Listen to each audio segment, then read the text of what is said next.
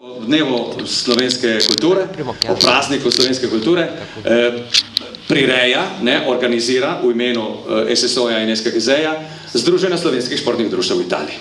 Torej, 8. februarja ob 17. uri v Kulturnem domu v Trstu, v SSG-ju, nekaj novega, prav zaradi tega, ker na odru nastopajo tudi športniki.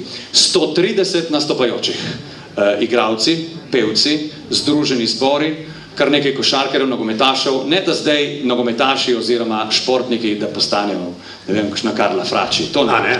To bo prava smes kulture, športa, ljubezni do slovenskega jezika, do slovenskega naroda, ne me se je bave, in seveda ljubezni do zdravega življenja in do športa.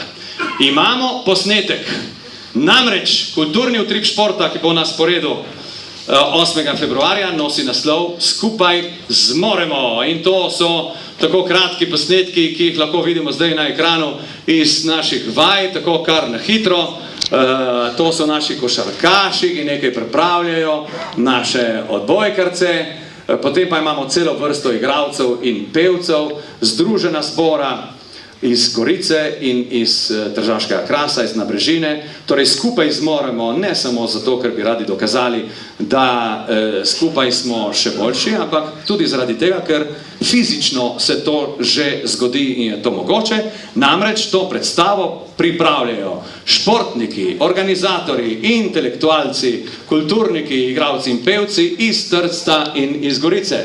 Iskali smo tudi Videmčane, ampak zaradi organizacijskih težav to nam ni uspelo, bo pa drugič, ne vem zakdaj.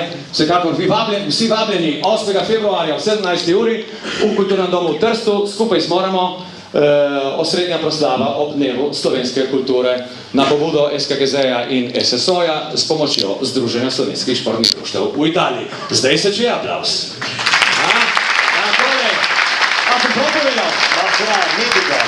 No, v redu. Zdaj pa zaključne pozdravi, zahvale in še enkrat plesalci. Pridite, fantje,